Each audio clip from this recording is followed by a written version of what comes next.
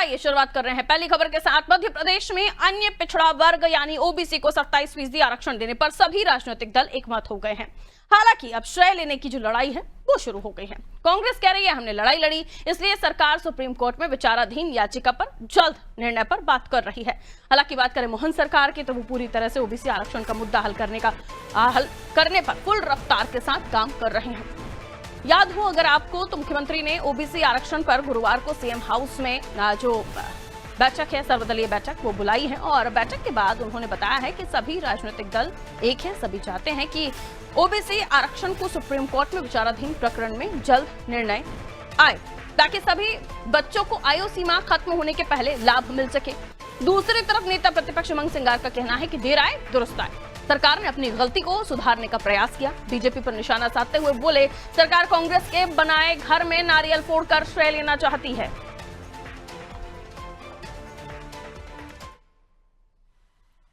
क्योंकि कांग्रेस भी और बाकी अपोजिशन पार्टी भी और भारतीय जनता पार्टी भी सबने अपनी विधानसभा में भी इस बात को स्पष्टता के साथ रखा था कि 27% आरक्षण देने में हम यूनानिमस तैयार हैं। तो चूंकि कोर्ट में अलग अलग वकील लड़ रहे हैं, अलग अलग प्रकार से प्रकरण है, लेकिन चूंकि सुप्रीम माननीय न्यायालय ने एक निर्णय लिया कि वो 22 सितंबर से डे टू डे की इसकी हियरिंग करेंगे और इससे जुड़े वकीलों को 10 सितंबर के पहले सभी सामूहिक रूप से बैठ करके बात कर ले। जो हमारे अनहोल्ड ये जो 14 और 13% के अभ्यर्थियों का प्रकरण चला है तो 14% क्लियर हुए, लेकिन 13% पेंडिंग है। अगर माननीय न्यायालय जल्दी से इसका निराकरण करेगी, हम सब चाहते हैं कि जल्दी से जल्दी 13% जो बचे हुए विद्यार्थी हैं जिनकी एज लिमिट से भी बाहर हो रहा है उनको भी इसका लाभ मिल जाए, वो सब नौकरी में लगे। एक राय जो यही थी कि मैंने आपसे कहा कि कांग्रेस का जो कानून था, कांग्रेस ने पिछड़ों के लिए जो आरक्षण का 27% का प्रोविजन किया था, उसके लिए ये कह सकते कि जो घर बनाया था ओबीसी के लिए, मुख्यमंत्री जी भाजपा ने 5 साल के बाद उसमें गृह प्रवेश कर रही है नारियल फोड़ के। तो मतलब ये है कि सर्वसम्मति से अब ये तय हो गया है कि 27% आरक्षण मिलेगा। तो देखिए ओबीसी आरक्षण को लेकर मध्य प्रदेश में मुख्यमंत्री डॉक्टर मोहन यादव ने सर्वदलीय बैठक बुलाई और बैठक के बाद उनकी प्रतिक्रिया कि सभी दल इस पर एक मत से राजी हैं और इसलिए जल्द ही इस मसले पर स्टूडेंट्स के हित में फैसला आ सकता है। अब इसको लेकर जो सियासत हो रही है वो क्रेडिट की है और इसी को लेकर हम समझने की कोशिश करेंगे क्योंकि एक लंबा समय हमने देखा है ओबीसी आरक्षण, जब कमलनाथ की सरकार के समय से लगातार हम इसको देख रहे हैं और भी पहले से ही कि किस तरीके से ओबीसी आरक्षण और ओबीसी वर्ग को लेकर सियासत होती रही है। मनोज वर्मा जी हमारा पॉलिटिकल एडिटर है, हमारे साथ इस वक्त स्टूडियो में मौजूद है, उनसे हम इस मसले को और भी समझने की कोशिश करेंगे। मनोज जी, शायद लगता है जिस तरीके की बातचीत हो रही है, जिस तरह का सिनेरियो चल रहा है, ओबीसी आरक्षण को लेकर बहुत ही कम सीढ़ियां बची हैं जिन्हें तय करना होगा, लेकिन इस पर अब जो सियासत हो रही है क्रेडिट लेने की, जैसे कि उमंग सिंगार कह रहे हैं कि घर उन्होंने बनाया, नारियल तोड़ने, उद्घाटन करने का काम सरकार कर रही है, इसमें कितना तथ्य या कितना तर्क, क्योंकि उनके समय पर भी इस तरह की बातें हुई थी। इसको एक लाइन में कहें तो अभी कह सकते हैं कि अभी भैंस बंधी नहीं और दूध की लड़ाई शुरू हो गई है, क्योंकि 23 सितंबर से जब ये डे टू डे हियरिंग शुरू होगी, सरकार क्या उसमें फैक्ट पेश करती है, क्योंकि इसमें सबसे बड़ा मसला ये है कि सरकार ने जब हाई कोर्ट में सुनवाई हुई थी तो ये कहा गया था कि टोटल कितनी आबादी मध्य प्रदेश की, एक मोटा आंकड़ा बताया गया था पिछले सेंसस के आधार पर कि 52% से ज़्यादा है। राज्य सरकार ने पिछड़ा वर्ग आयोग भी बना दिया, रामकृष्ण कुसमारिया उसके फिलहाल अध्यक्ष हैं, लेकिन अभी तक कोई सेंसस, कॉस्ट सेंसस नहीं हुआ कि जिससे डाटा पता चल सके कि मध्य प्रदेश में ओबीसी का जो डाटा वो कितनी उनकी जनसंख्या है, कि वो 50% से ऊपर है या कम है। क्योंकि अभी तक सरकार जो है एसटी के लिए 20% रिजर्वेशन है, एससी के लिए हमने देखा 16% है और ओबीसी के लिए अभी तक 14% आरक्षण था। जब कमलनाथ मुख्यमंत्री थे तो उन्होंने इसका पॉलिटिकल माइलेज लेने के लिए इसको बढ़ाकर 27 कर दिया था, लेकिन चूंकि इंदिरा जयसिंह बनाम सुप्रीम कोर्ट में ये मामला जब अभी तक पेंडिंग है और उसमें जो एक फैसला है वो ये है कि किसी भी कीमत पर आरक्षण की सीमा 50% से ज़्यादा नहीं हो सकती है। यही पेज जब पाटीदार आंदोलन हुआ था गुजरात में,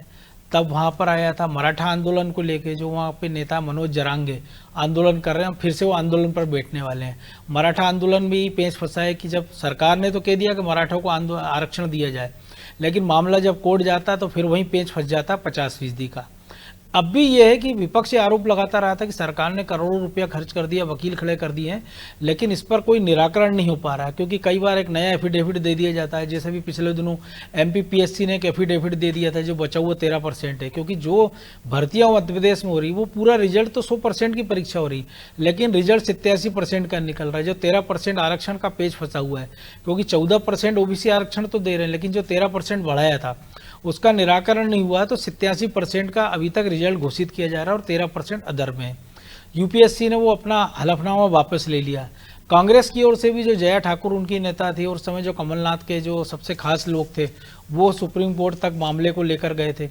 आज केवल सहमति इस बात पर बनी है कि जो कांग्रेस के पक्ष के लोग हैं और सरकार के पक्ष के लोग हैं वो अपनी दलीलें एक जैसी देंगे, क्योंकि दोनों को इसका राजनीतिक नुकसान हो रहा है। सरकार की ओर से मैसेज जा रहा, कांग्रेस एक नैरेटिव सेट कर रही थी कि सरकार इसको लेके गंभीर नहीं, अड़ंगे लगा रही है। सरकार और बीजेपी आरोप लगाती रही है कि कांग्रेस और कमलनाथ शुरू से OBC आरक्षण 27% देना ही नहीं चाहते थे, इसलिए उन्होंने केवल कागजी कार्रवाई कर दी है और उन्हीं के लोग सुप्रीम कोर्ट में चले गए, जया ठाकुर और तमाम सारे लोग, और उसको फिर उन्होंने अड़ंगा लगा दिया। तो आज केवल एक मैसेज देने का प्रयास किया गया है कि सारे दल एक साथ बैठ गए हैं और ये सहमति बनी है कि जो भी अब वकील बैठेंगे वो जो भी दलीलें देंगे, चाहे वो सरकार के वकील हों, चाहे वो कांग्रेस के वकील हो, समाजवादी पार्टी या जो भी इसमें पार्टी हैं, वो सारे वकील एक साथ बैठेंगे, उनकी दलीलें एक जैसी वो पेश करेंगे और राजनीतिक दल इस पर सहमत है। क्योंकि अगर कोई भी इसके खिलाफ जाता है तो मध्य प्रदेश में अगर 50% OBC आरक्षण आबादी OBC की, तो उसको बड़ा नुकसान उठाना पड़ेगा।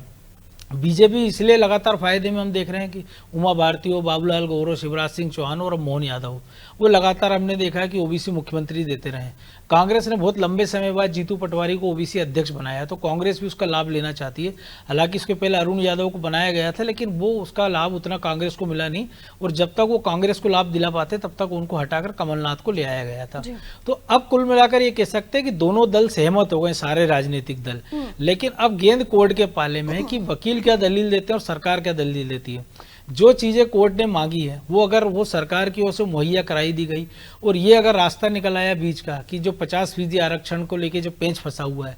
अगर वो मामला जम जाता है तब तो मुझे लगता है कि इस पर जो जल्दी से निराकरण हो पाएगा, अन्यथा ये हो सकता है ये मामला लंबा खिंचता नजर आए। बिल्कुल, और ऐसे में फिर अभी जो प्रयास किए जा रहे हैं, हालांकि एक तरफ प्रयासों की बात हो रही है, जो मुख्यमंत्री ने खुद सर्वदलीय बैठक बुलाई, और दूसरी तरफ जो विपक्ष है उनकी तरफ से बार बार ये आरोप लगाया जा रहा है कि उनकी ये पहल थी। तो अब अंततः नतीजे आते हैं, उसके बाद किसकी तरफ ये क्रेडिट जाता है ये तो जनता के सुपुर्द छोड़ना चाहिए। बहुत शुक्रिया मनोज जी जानकारी के लिए। तो देखिए, अब जो है अभी मामला पूरा सुलझा नहीं है OBC आरक्षण का, यानी इस पर फैसला नहीं आया है, लेकिन उससे पहले ही एक मीटिंग होती है जिसमें सभी नेताओं को बुलाया जाता है, और उसके बाद जब कांग्रेस से प्रतिक्रिया ली जाती है तो उसे ये लगता है कि उनकी तरफ से ये सब कुछ किया गया था, इसलिए अब यहां तक मामला पहुंचा है। हालांकि अभी भी ये कहिए तो जैसे कि मनोज जी में बता रहे थे कि अभी भी कोर्ट के पाले में अब गेंद है, सरकार की तरफ से जो उन्हें कोर्ट ने मांगा है वो दे दिया जाएगा, तो आगे एक कदम और बढ़ता हुआ आप देखेंगे। लेकिन इसमें ये नहीं कहा जा सकता कि बहुत ही जल्द इस पर जो निर्णय है वो पक्ष में आएगा या विपक्ष में आएगा, लेकिन इस पर जो राजनीतिक चर्चाओं का दौर है वो एक तरफ दिखाई दे रहा है। हालांकि इन राजनीतिक के इतर अगर OBC वर्ग के फायदे को हम देखें तो अभी तक ये भी नहीं पता है कि वाकई OBC वर्ग की आबादी मध्य प्रदेश में है कितनी, और OBC वर्ग को लेकर आप सियासत को जिस तरह समझिए कि भारतीय जनता पार्टी ने बार बार OBC वर्ग से मुख्यमंत्री दिया है, और अब कांग्रेस ने जो कदम उठाया है उसके तहत जीतू पटवारी को OBC वर्ग से प्रदेश अध्यक्ष बनाया है।